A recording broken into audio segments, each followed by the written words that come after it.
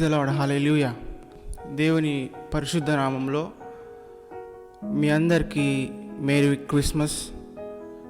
అలాగే online service పాల్గొంటున్న మీ అందరికీ దేవుని శుభములు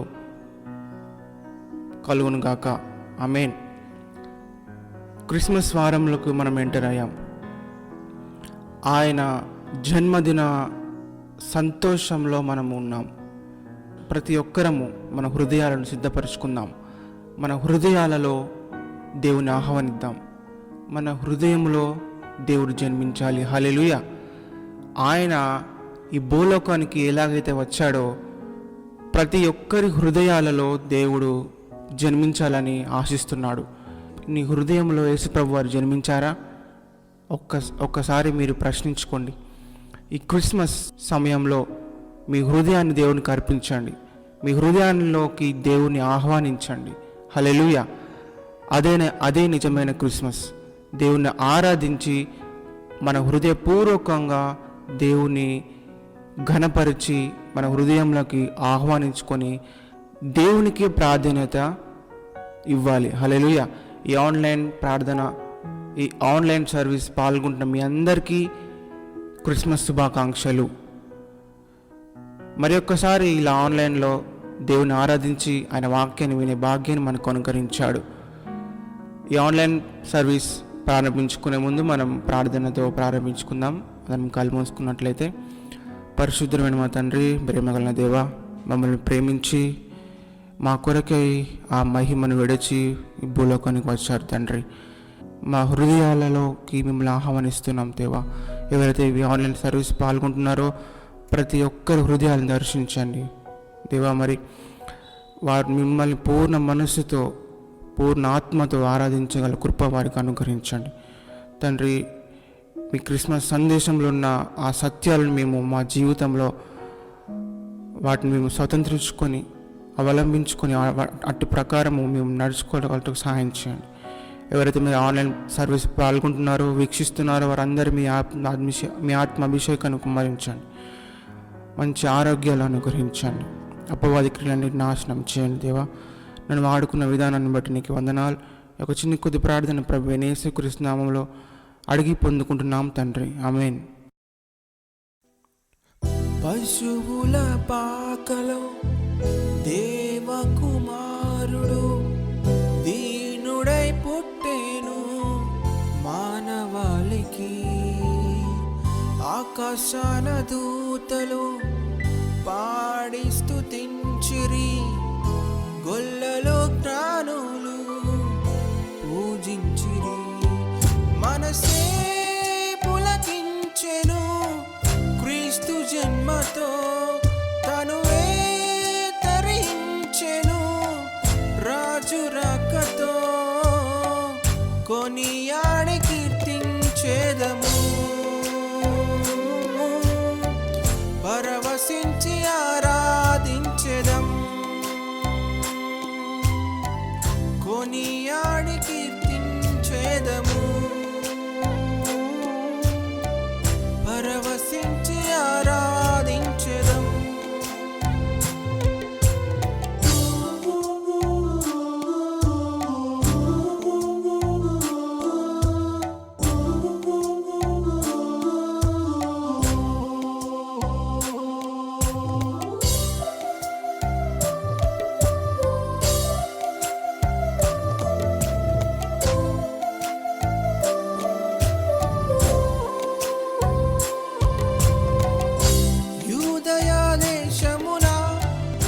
దావీదు పురమందు శ్రీ యేసు జనించేది నా గర్భమునా. పరలోకనాథుండు ధరణోద్భవించాడు, ఇమ్మానుయేలుగా నేడు తోడుగా ఉన్నాడు. రండి చూడగ వెళ్ళేదం, రక్షకుని భజించేదం. కనరండి కన్యా తనయుని కొల్చేదము, ఉల్లాసముతో పాడేదం, ఆనందముతో మ్రొక్కేదం. ఆది సంభూతుని ఆర్భాటించేదం.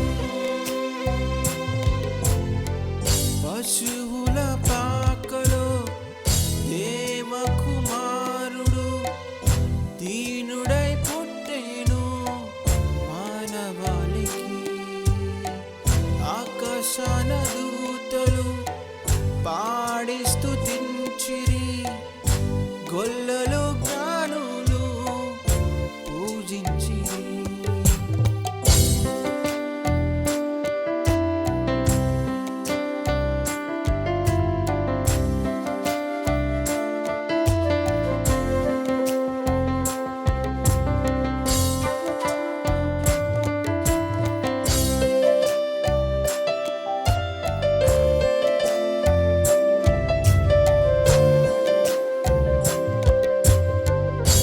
ఓలము సంబ్రాణి బంగారు కానుకలు సరిరావు ఎన్నటికీ అర్పించు నీ హృదయం.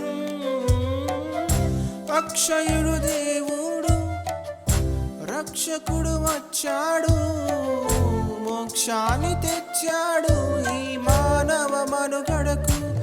ఆశ్చర్యకరుడు యేసు, ఆలోచనకర్త క్రీస్తు, బలవంతుడు అయిన వాడు ఆ మహారాజు. ఉల్లాసముతో పాడేదం, ఆనందముతో మ్రొక్కేదం, ఆది సమ్మూర్తుని ఆర్భాటించేదం. పశువుల పాకలో దేవకుమారుడు దీనుడై పుట్టెను మానవాళికి. ఆకాశాన దూతలు పాడి స్తుతించిరి, గొల్లలు జ్ఞానులు పూజించిరి. మనసే పులకించెను క్రీస్తు జన్మతో, తనువే తరించెను రాజు రాకతో. కొనియాడి కీర్తించేదము, పరవశించి ఆరాధించెదం. కొనియాడి కీర్తించేదము, పరవశించి ఆరాధించెదం.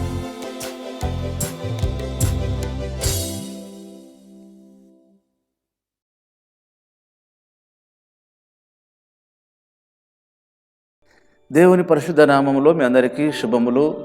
అలాగే ఈ పరిశుద్ధ దినపు ఆదివారపు ఆశీర్వాదములు మీకును మీ కుటుంబాలకును, మీరు చేస్తున్న వ్యాపారము, అలాగే ఆ మహాదేవుని పరిచర్యలను మీకును బహుగా దీవెనలు ఆశీర్వాదములు కలుగునుగాక.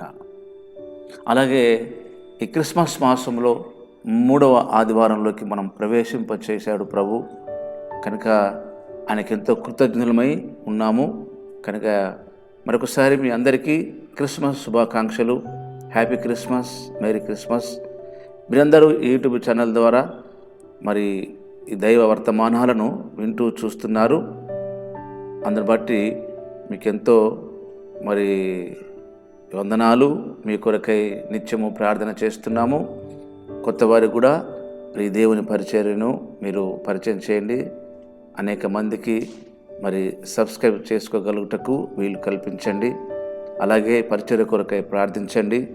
దేవుని వాక్యము అనేక మంది మరి తెలుసుకొని దేవుని మనసును అర్థం చేసుకొని దేవునికి మరీ సమీపంగా ఉండగలుగుటకై మరి ప్రభు అనుగ్రహించిన ఈ మంచి అవకాశాన్ని బట్టి ప్రభుకును అలాగనే మీకును ఎంతో రుణస్థుడనై ఉన్నాను. మంచిది, మనము దేవుని వాక్యంలోకి వెళ్దాం. వాక్యంలోకి వెళ్ళక ముందు మరొకసారి మీ అందరికీ శుభములు, క్రిస్మస్ ఆశీర్వాదములు కలుగునుగాక. సంతోషంగా ఆనందంగా ఉండండి. ప్రభు మీ పక్షమున కార్యమును జరిగిస్తాడు. ప్రార్థన చేద్దాం. ప్రార్థన చేసి ఈ కూడికను ప్రారంభించుకుందాం. పరిశుద్ధుడు అయిన మా తండ్రి, ప్రేమ కలిగిన మా దేవ, సర్వాధికారివి, సర్వజ్ఞుడవు మా తండ్రి, 2000 సంవత్సరాలకు పూర్వమే మా కొరకై ఆలోచన చేశావు. మా నాయన, జగత్తుకు పునాది వేయబడక ముందుపే క్రీస్తులో మమ్మల్ని అందరినీ ఏర్పరచుకున్నారు. మా తండ్రి, మమ్మలను ప్రత్యేకించుకున్నావు. నీకు స్తోత్రాలు నాయన. ఈ కాలంలో మమ్మలను నీ వైపు ఆకర్షించుకొని నీవే దేవుడు అని నమ్మగలుగుటకై ఈ భూలోకములో మా కొరకై మీరు ఏతించిన దినమును అలాగే ఈ మాసమును బట్టి మేము మీకు స్తుతులు చెల్లిస్తున్నాం. ప్రపంచవ్యాప్తంగా ఈ క్రిస్మస్ సంబరాలు, సంతోష వేడుకలు జరుపుకుంటున్న ఈ తరుణంలో మేము ఈ నీ వాక్యమును ధ్యానం చేస్తుండగా మీ ప్రసన్నత మా మధ్య ఉంచండి. ఆ రోజులలో మీరు జన్మించిన సమయము, దినాలలో ఉన్న ఆ వాతావరణ ప్రభావము, ఆ యొక్క దేవా సన్నిధి మేము ఈ వాక్య ధ్యానములో మేమందరం అనుభవించగలటకు సహాయపడండి. మమ్మల్ని అందరినీ ఆశీర్వదించండి. అటు నీ వాక్యములో నుండి అనేకమైన సత్యాలను, అనేకమైన ఆశీర్వాదాలు, మేళ్లను మేమందరం పొందగలటకై మీ కృప అనుగ్రహించండి.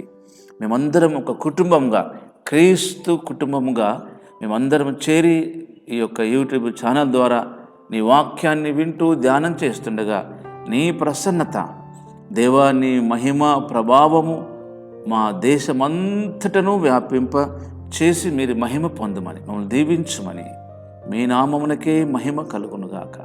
యేసు నామములోనే స్తుతించి ప్రార్థిస్తున్నాము తండ్రి, ఆమెన్. మంచిది. మనము మత్తయి సువార్త 2వ అధ్యాయంలో కొన్ని వాక్య భాగాలను చదువుకుందాం. మత్తయి సువార్త 2వ అధ్యాయంలో దాదాపు మొదటి వాక్యము నుంచి మనం గమనిస్తే 18వ వాక్యం వరకు కొన్ని సంఘటనలు రాయబడ్డాయి. వాటన్నిటి విషయంలో మనం క్లుప్తంగా ధ్యానం చేసుకుందాము. మొదటి 2-3 వాక్యాలు చదువుతాను, మీరు గమనించండి. రాజైన హేరోదు దినములందు యూదయ దేశపు బెత్లెహేములో యేసు పుట్టిన పిమ్మట, ఇదిగో తూర్పు దేశ జ్ఞానులు యెరూషలేమునకు వచ్చి, యూదుల రాజుగా పుట్టినవాడు ఎక్కడున్నాడు?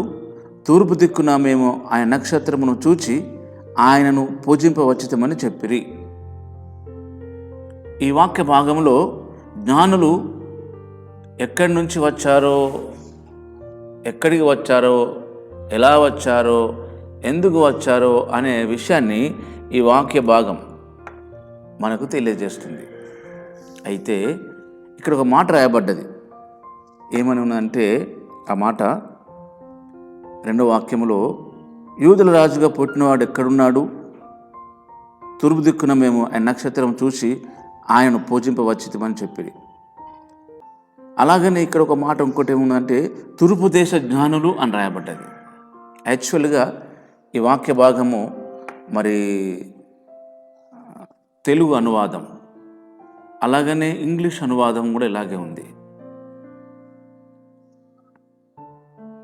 ఈ జ్ఞానులు అనే మాటను మరి మత్తయి గారు మొదటి పత్రులైన గ్రీకు కానీ, ఎబ్రి భాష కానీ అందులో మరి రాయబడలేదు, కానీ గ్రీకు భాషలో రాయబడి ఉన్నది. ఆ గ్రీకు పదం, గ్రీకు భాషలో రాయబడ్డ పదము అర్థము మేజీ అని అర్థం, లేదా మేగి అని అర్థం. అయితే ఇది గ్రీకు పదం కాదు, ఎబ్రీ పదం కాదు, ఇది పర్షియన్ పదం. అంటే తూర్పు దిక్కున యేసుప్రభు పుట్టిన కాలంలో తూర్పు దిక్కున ఉన్న దేశము బబులోను దేశం. ఆ కాలంలో బబులోను దేశము పర్షియన్ రాజుల ఆధీనంలో ఉంది కనుక పర్షియన్ భాషలో ఆ పదమును రాయగలిగారు. కనుక మరి మత్తయి గారు రాసిన ఈ సువార్తలో మరి తెలుగు అనువాదంలో జ్ఞానులను ఉంది, కానీ మరి గ్రీకు అనువాదంలో మేజీ అని రాయబడి ఉన్నది. ఈ మాటకు అర్థం ఏంటంటే మాంత్రికులు, అలాగనే ఇంద్రజాలికులు, అలాగనే పరిశోధకులు అని అర్థం. ఇంద్రజాలికులు, మాంత్రికులు, అలాగనే భౌగోళిక పరిశోధకులు అని దీని అర్థం. యాక్చువల్గా వీళ్ళు లోకరీతిగానే వారి వ్యాపారాలు చేసుకుంటూ, జాతకము చూసుకుంటూ వాళ్ళు జీవనోపాధిని గడపాల. కానీ వీళ్ళు బైబిలుకు వ్యతిరేకము, బైబిల్ రాయబడ్డది ఈ మాంత్రికులు, ఇంద్రజాలికులు, అలాగనే ఈ భౌగోళిక పరిశోధకులు దేవుని వాక్యానికి లేదా బైబిల్కు వ్యతిరేకమని బైబిల్ చెప్తుంది. మీరు ఒకసారి ద్వితీయోపదేశకాండం గమనించండి. ద్వితీయోపదేశకాండము 18వ అధ్యాయం 10వ వాక్య భాగంలో ఇలా రాయబడినది: తన కుమార్తెనైనను తన కుమారునైనను అగ్నిగుండము దాటించు వానినైనను శకునము చెప్పు సోదగానినైనను మేఘ శకునములను కానీ సర్పశకునములను కానీ చెప్పువారినైనను చిల్లంగి పని వారినైనను మాంత్రికునైనను ఇంద్రజాలికునైనను కర్ణ పిశాచకుడు వారినైనను దయ్యముల యొద్ద విచారణ చేయువారినైనను మీ మధ్య ఉండనీయకండి. బైబిల్కు వ్యతిరేకము ఈ ఇంద్రజాలికులు, మాంత్రికులు, భౌగోళిక పరిశోధకుల యొక్క సిస్టము బైబిల్ వ్యతిరేకించేది. కానీ వీరిని బైబిల్ జ్ఞానులు అని చెప్పడంలోని గొప్ప అర్థం ఏంటంటే, ఈ జ్ఞానులు ప్రపంచానికి యేసుప్రభువు వారు దేవుడని పరిచయం చేశారు. ఒక అద్భుతము ఏంటంటే, వారి జీవనోపాధి కొరకు ఉపయోగించే ఆ మాంత్రజాలికులు, ఇంద్రజాలికులు, ఆ పరిశోధకులు యేసును కనుగొనడానికి వాళ్ళు చేసిన ప్రయత్నం, యేసును దేవుడిగా ప్రపంచానికి చూపించడానికి వాళ్ళు చేసిన ప్రయత్నములు సఫల కృతికులైనలు. అందును బట్టి వాళ్ళు జ్ఞానులని బైబిల్ చెప్తుంది. చూడండి, వారి జ్ఞానము వారి బ్రతుకు తెరువు కొరకు, వారి జీవనోపాధి కొరకు ఉపయోగించుకోకుండా దేవుణ్ణి లోకానికి పరిచయం చేయడానికి ఉపయోగించబడ్డదల్లా జ్ఞానం. అందును బట్టి దేవుడు వారిని జ్ఞానులని బైబిల్ గ్రంథములో రాయించడానికి ఇష్టపడ్డాడు. ప్రియమైన దేవుని సంగమ, ప్రియమైన దేవుని ప్రియమైన వాళ్ళారా, మనకున్న ఈ స్టేటస్, మనకిచ్చిన ఈ గొప్ప ఆధిక్యత, ఈ రోజును క్రీస్తును దేవుడిగా అంగీకరించి జీవించడానికి గొప్ప అవకాశం కల్పించబడ్డ మనం అందరము విశ్వాసులమును ప్లస్ సేవకులము. మనము ఈ లోకానికి దేవుణ్ణి పరిచయం చేయడము, దేవుని ఔన్నత్యాన్ని తెలియజేయడము, దేవుని ప్రేమను తెలియజేయడము, దేవుని యొక్క ఉద్దేశం ఏమిటో వారికి మనం ఎక్స్పోజ్ చేయడంలో ఫెయిల్యూర్ అవుతున్నాం. కానీ ఆ రోజు జ్ఞానులుగా చెప్పబడే ఆ మాంత్రికులు, ఇంద్రజాలికులు, పరిశోధకులు వాళ్ళ వ్యాపారము మానేసి, వారి పంచాంగాలు మానేసి, వారి కడుపు కొరకైన జీవనోపాధి మానేసి వాళ్ళు యేసును కనుగొనడానికి చేసిన ప్రయత్నంలో వారు జ్ఞానులుగా పిలువబడ్డారు.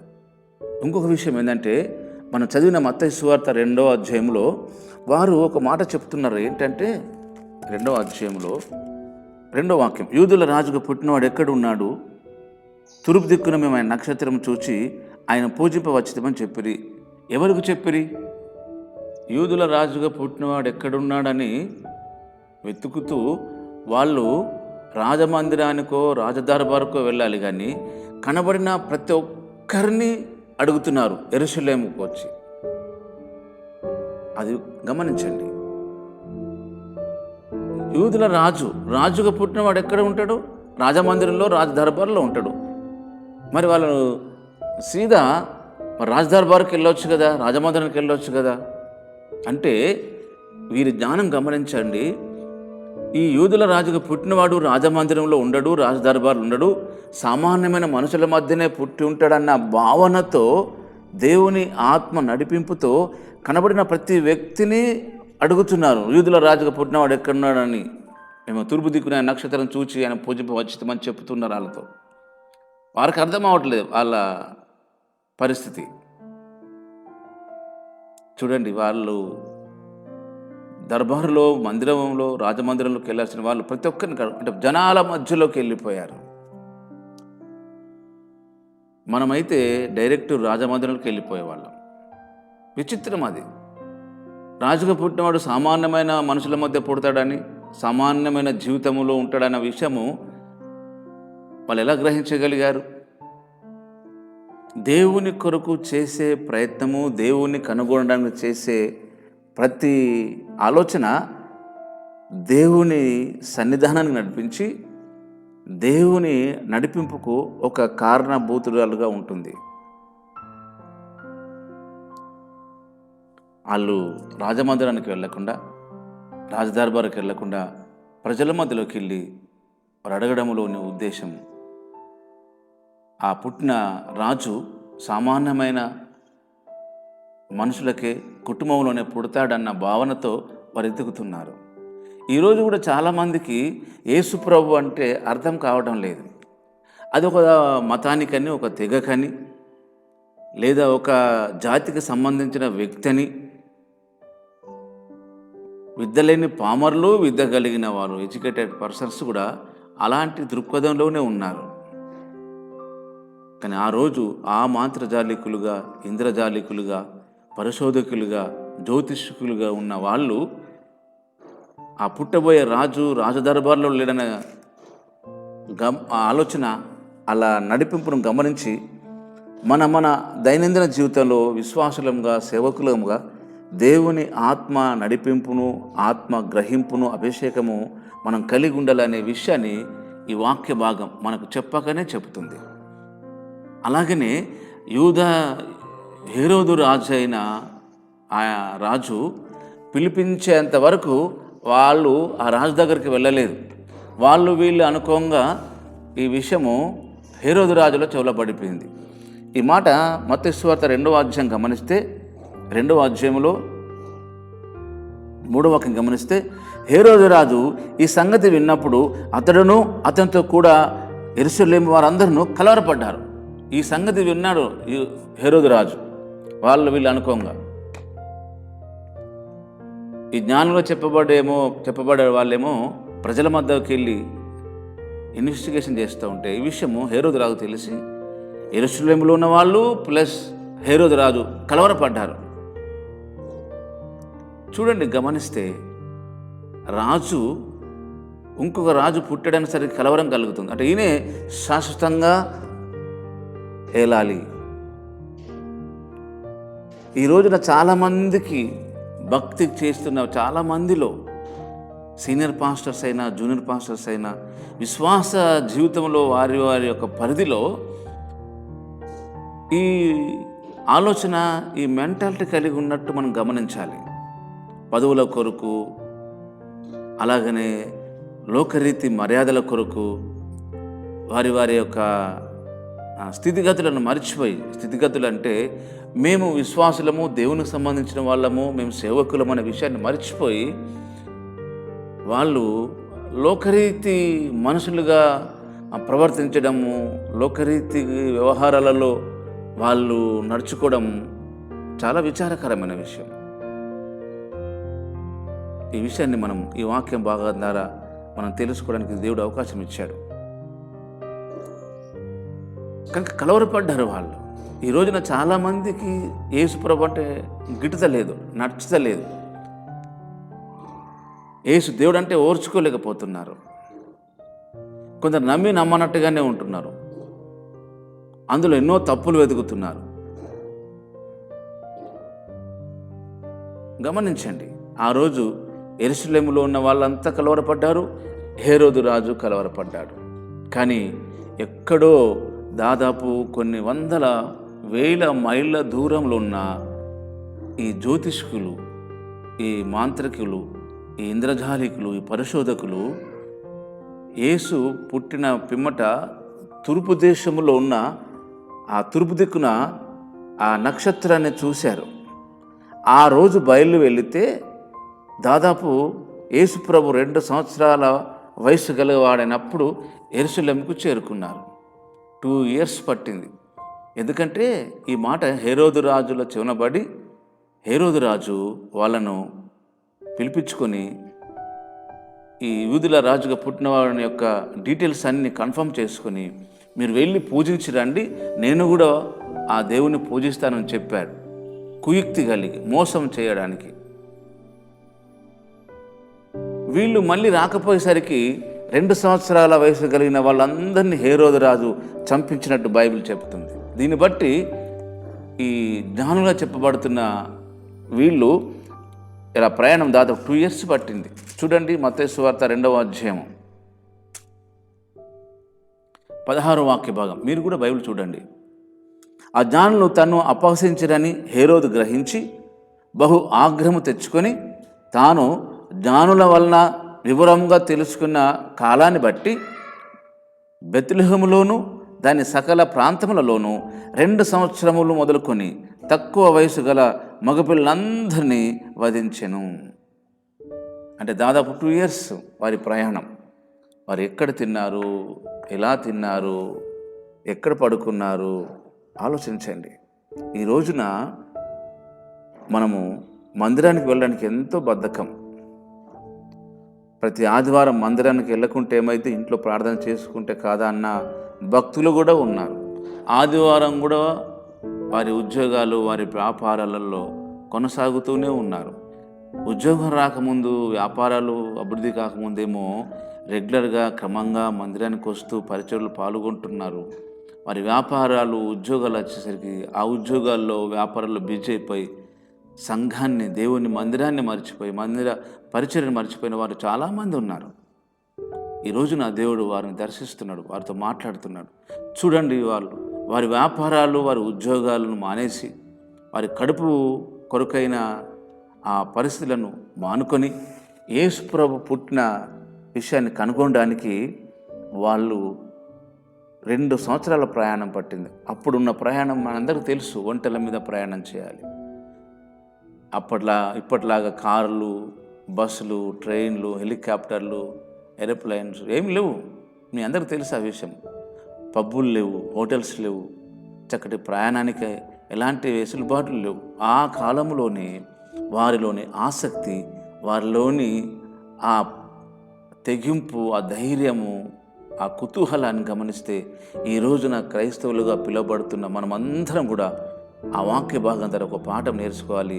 మనము వ్యక్తిగతంగా, కుటుంబాలుగా, సంఘాలుగా, సమాజపరంగా క్రీస్తును మనం ప్రకటించడానికి ఎలాంటి ఫెసిలిటీస్ను ఎత్తుక్కోకుండా ఎవరికి వారమే క్రీస్తును ఈ లోకానికి ప్రకటించడానికి మన వంతుగా మనము తీర్మానం చేసుకుందాం. మరొక విషయం గమనిస్తే, ఈ జ్ఞానులుగా పిలువబడుతున్న వాళ్ళు ఎక్కడ తగ్గించుకోవాలో, ఎక్కడ హెచ్చించుకోవాలో అనే విషయం గమనిస్తే ఇక్కడ బైబిల్ చెప్తుంది. మత్తయి సువార్త 2వ అధ్యాయం, మత్తయి సువార్త 2వ అధ్యాయంలో 6వ వాక్య భాగం. అంతటా హేరోదు ఆ జ్ఞానులను రహస్యంగా పిలిపించి ఆ నక్షత్రం కనబడిన కాలము వారి చేత పరిష్కారంగా తెలుసుకొని,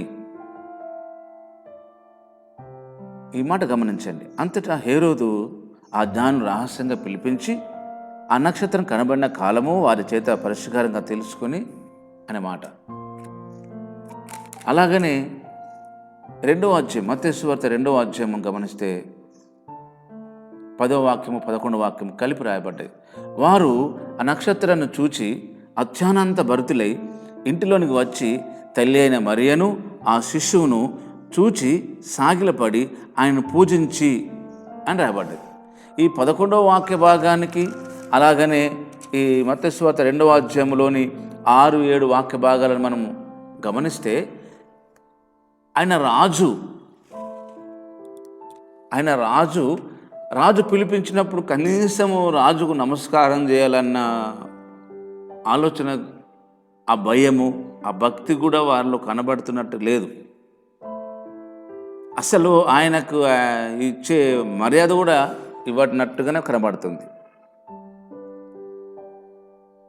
అలాగే వాళ్ళు మరియమ్మను, అలాగే యేసుప్రభు వారు శిశువును చూసి వారు సాగిలపడి నమస్కరించిరని మన వాక్య భాగాన్ని 10, 11 గమనించవచ్చు. మన విశ్వాసులంగా, సేవకులంగా ఎక్కడ తగ్గించుకోవాలి, ఎక్కడ హెచ్చించుకోవాలి, ఎప్పుడు హెచ్చించుకోవాలి, ఎవరి దగ్గర హెచ్చించుకోవాలి.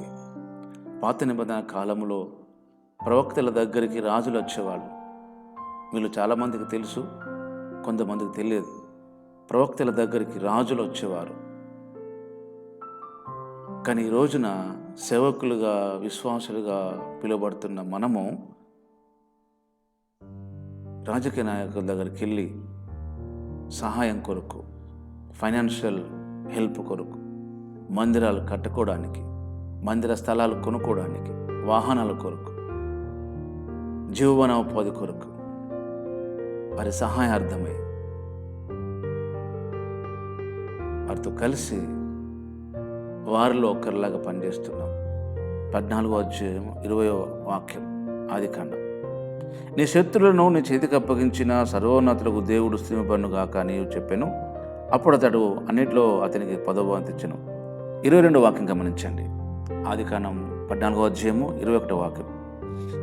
సొదొమరాజు మనుషులను నాకు ఇచ్చి ఆస్తిని నీవే తీసుకునమని అబ్రహాంతో చెప్పగా, అప్పుడు అబ్రహాం గారు అంటున్నాడు, నేనే అబ్రహామును ధనవంతునిగా చేస్తునని నువ్వు చెప్పకున్నట్లు ఒక నూలు పోగైనను చెప్పుల వారైనను నీ వాటిలో ఏదైనాను తీసుకున్నని ఆకాశమునకును భూమికిని సృష్టికర్తయును సర్వోన్నతుడకు దేవుడైన యెహోవా ఎదుట నా చెయ్యి ఎత్తి ప్రమాణం చేయుచున్నాను.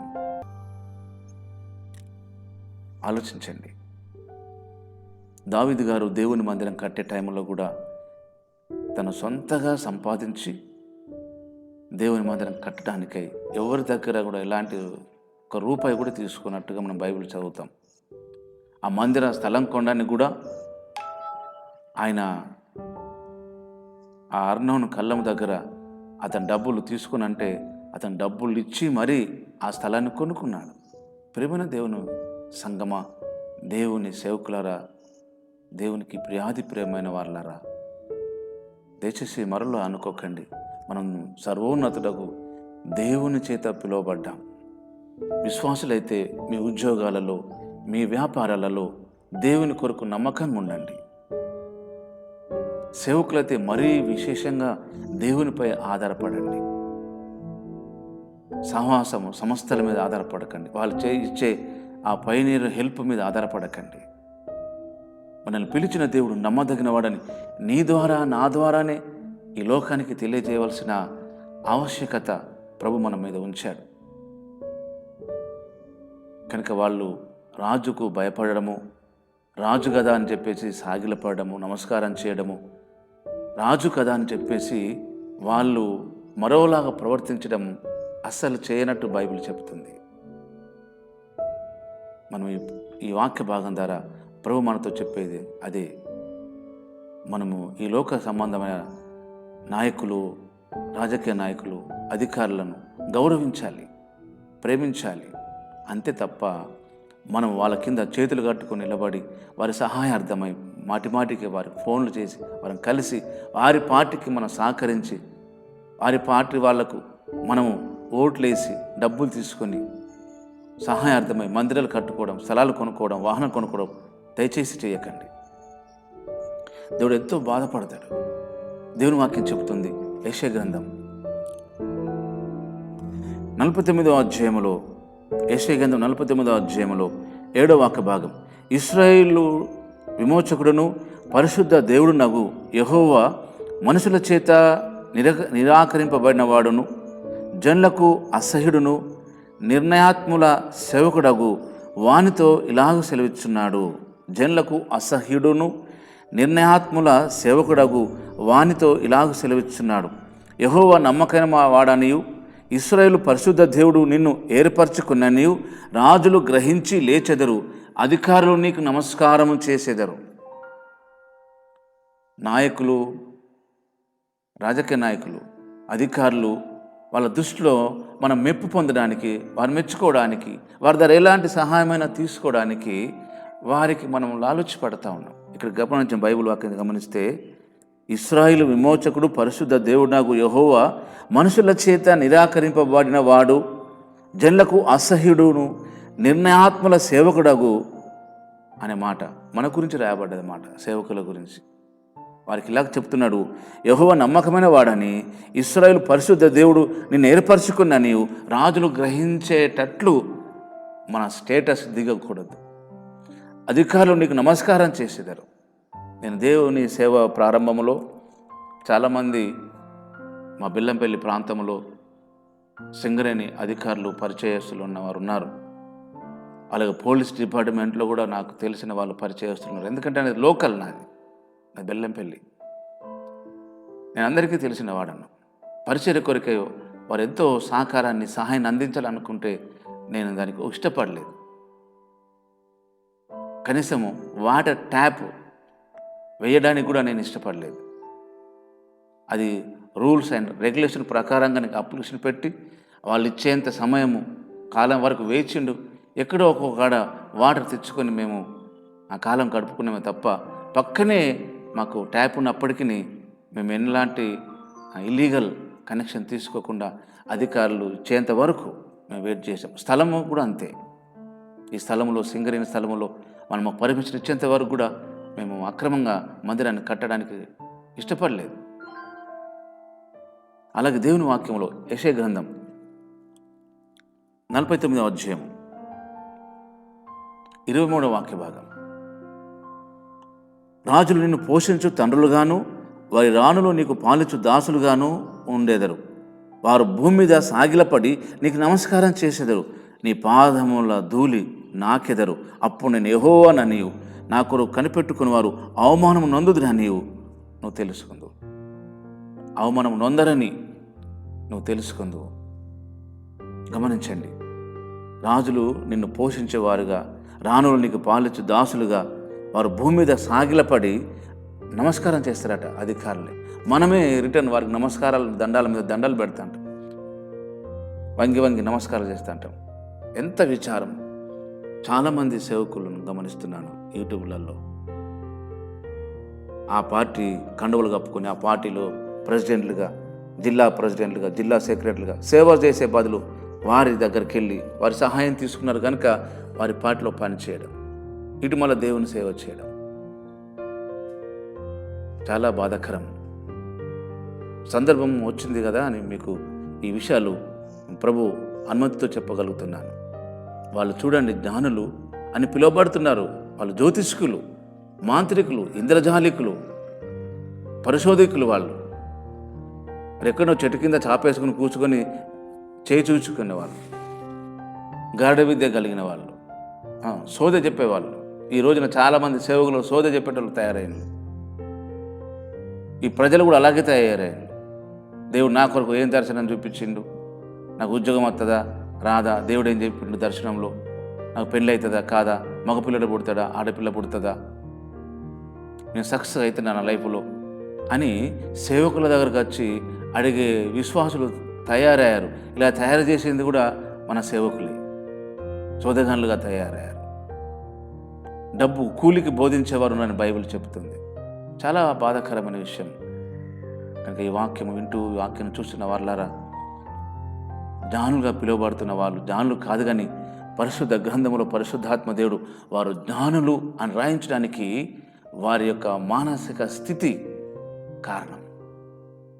మననైతే దేవుడు ప్రత్యేకంగా తన సేవ కొరకై ఈ లోకం నుంచి ప్రత్యేకించుకున్నాడు.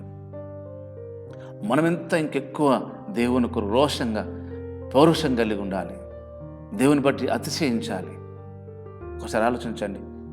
దేవుని వాక్యం చెప్తుంది, ఇర్మీయా గ్రంథం 9వ అధ్యాయము 23, 24, 24 వాక్యాలు గమనించండి. 23, 24 వాక్య భాగాలు. ఇర్మీయా గ్రంథం 9వ అధ్యాయం. యెహోవా ఇలాగ సెలవిస్తున్నాడు, జ్ఞాని తన జ్ఞానాన్ని బట్టి, శూరుడు తన శౌర్యాన్ని బట్టి అతిశయించకూడదు. అతిశయించువాడు దేని బట్టి అతిశయించాలంటే, భూమి మీద కృప చూపుచు నీతి న్యాయములు జరిగించుచున్న యెహోవాను నేనే అని గ్రహించి నన్ను పరిశీలనగా తెలుసుకున్న బట్టి అతిశయించాల. అట్టి వాటిలో నేను ఆనందించువాడను. బ్రదర్ ఏసన్న గారు తన సేవ ప్రారంభంలో తన దగ్గరున్న సేవకులతో పాటు భోజనం చేయడానికి బియ్యం కడుక్కి స్టవ్ మీద పెట్టడానికి వెళ్తే ఆ స్టవ్ వెలిగించడానికి, కిరోసిన్ స్టవ్ వెలిగించడానికి అగ్గిపెట్టలేదు. ఎవరినైనా అడిగితే ఆ దారింటి పోయే వాళ్ళని ఎవరిని అడిగినా అగ్గిపుల్ల ఇస్తారు, అగ్గిపెట్టిస్తారు, ఒక నిమిషం ఇమ్మంటే. కానీ ఎవరిని అడగకుండా అలాగే పస్తులు పడుకొని తెల్లవారి ఒక అమ్మ వచ్చి ప్రార్థన చేయించుకొని పావలా పైసలు, ఆ రోజులలో ఇప్పుడు పావులాలు చెల్లుతలు, ఆ పావుల పైసలు పెట్టి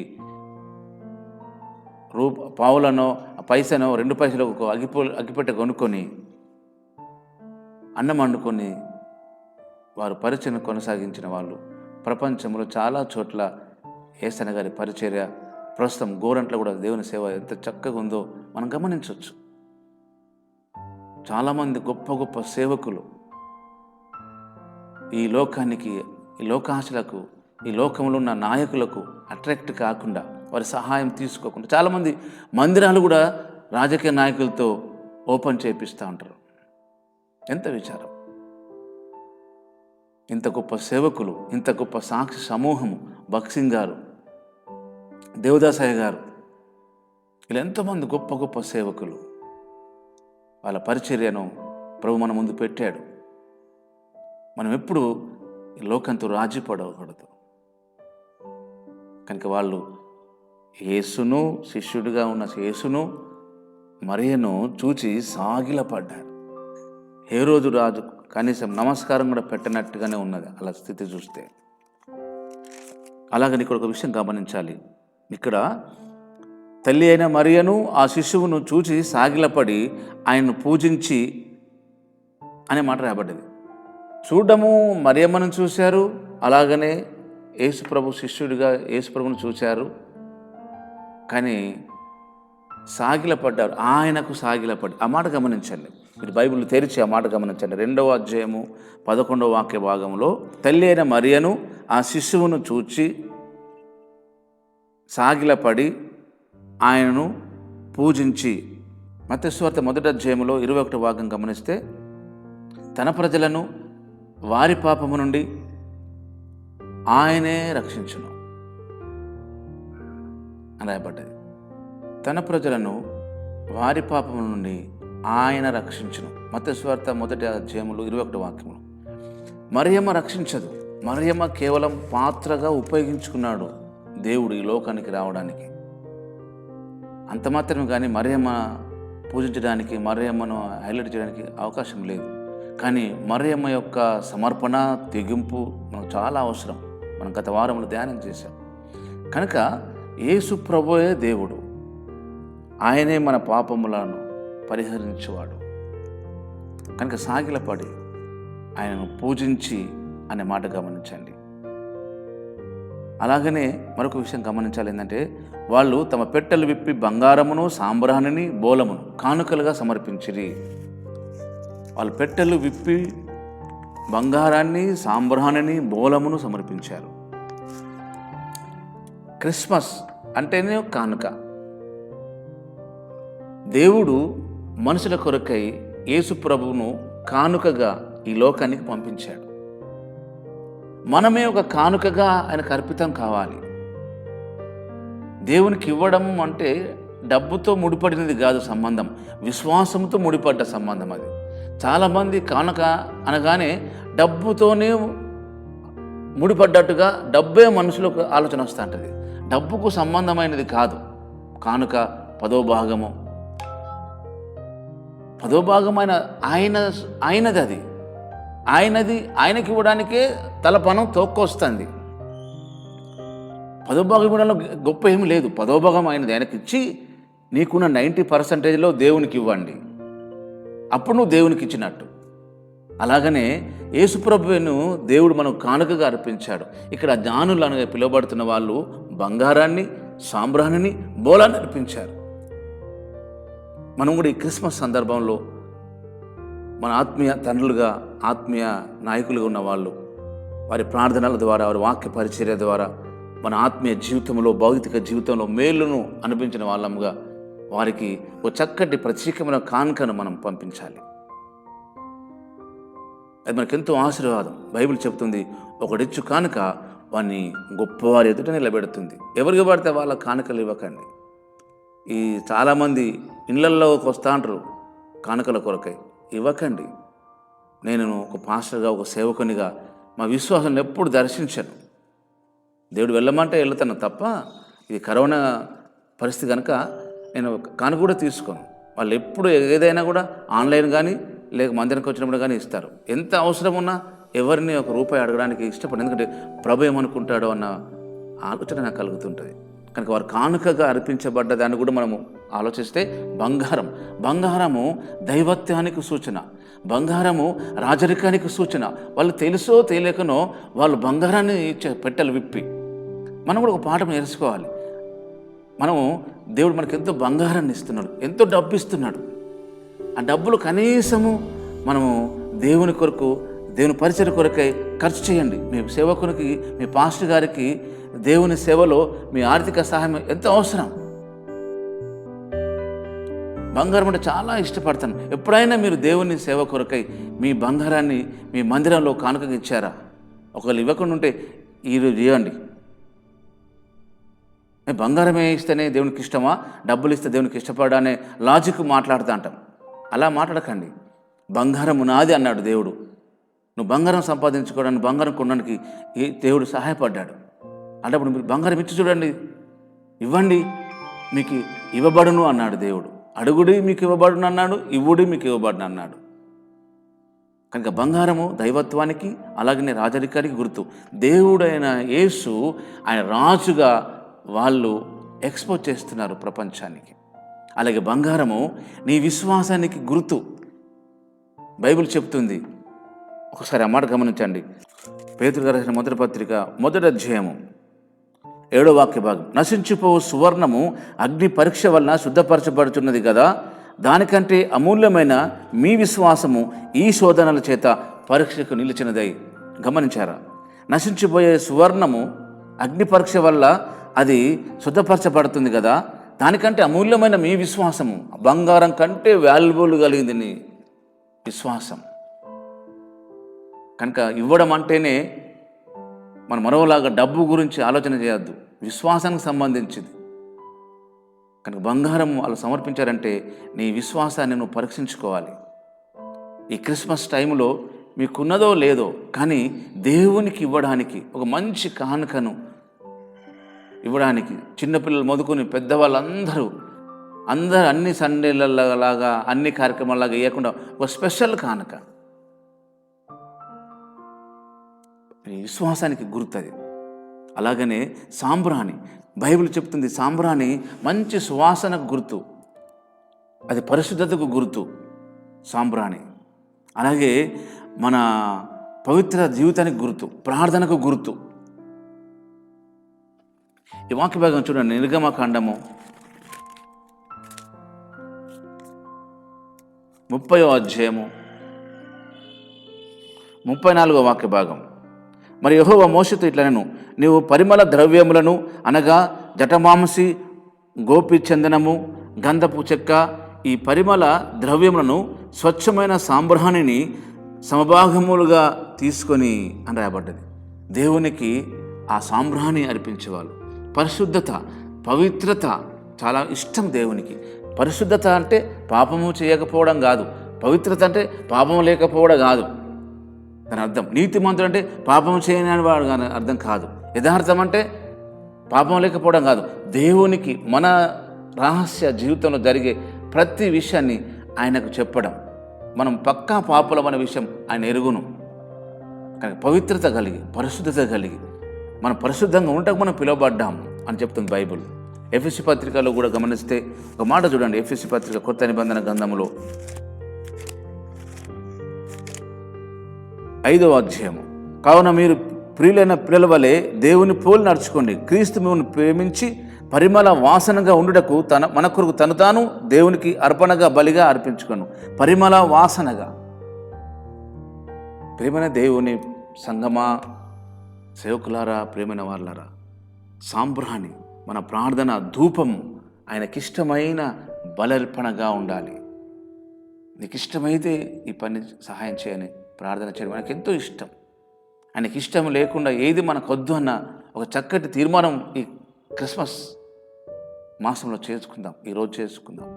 సాంబ్రాణి మన ప్రార్థన, మన చూపు, మన వినికిడి, మన ఆలోచన, మన ప్రవర్తన అంతటిపై దేవుని ప్రసన్నత కలిగి ఉండడానికి ఇష్టపడదాం. చెప్పడమే కాదు, అలా చేద్దాం మనం. అలాగే బోలం, ఈ బోలము ఒకలాంటి ఔషధం. మీరు గమనిస్తే యోహాను సువార్త 19వ అధ్యాయము 39వ వాక్య భాగం. మొదట రాత్రివేళ ఆయన యుద్ధకు వచ్చిన నికోదేము కూడా బోలముతో కలిపిన అగరు రమారమి 150 సేర్ల ఎత్తు తెచ్చును. బోలం, ఈ బోలము చనిపోయిన తర్వాత చేసే కార్యక్రమానికి వాడేవాళ్ళు యూదులు. అంటే ఈ జ్ఞానులుగా పిలవబడే వాళ్ళు యేసుప్రభును రాజుగాను దేవునిగాను, అలాగే ఆయన పవిత్రుడుగాను పరిశుద్ధుడుగాను, అలాగనే ఆయన మరణాన్ని కూడా వాళ్ళు చూపిస్తున్నారు అక్కడ. చూడండి, దేవుని అభిషేకము, దేవుని ఆత్మ నడిపి ఎంత బాగుందో. అలాగనే ఈ సాంబ్రాణి బోలము ఒక రకమైన చెట్లు ఇవి. ఈ సాంబ్రాణి, ఈ బోలం ఒక రకమైన చెట్లు. ఈ చెట్ల యొక్క బెదరుడు ఎప్పుడు కట్ చేస్తూ దాన్ని ముక్కలు ముక్కలుగా చేస్తూ ఉంటేనే అది మళ్ళీ ఇంప్రూవ్ అవుతుంది. చూడండి, యేసు ప్రభువారు మన కొరకు బలిగా అర్పణగా చేపడ్డాడు. పచ్చి మ్రానుకి ఇలా చేశారు, ఎండిన మానుకు ఎలా చేస్తారు అన్నాడు యేసు ప్రభు సిలువ వేసే ముందు. నీ కొరకు నా కొరకు యేసు మరణించాడు. మనం ఇంకనూ పాపులమై ఉండగానే, మనం ఇంకనూ శత్రువులమై ఉండగానే యేసు మన కొరకు మరణించెను.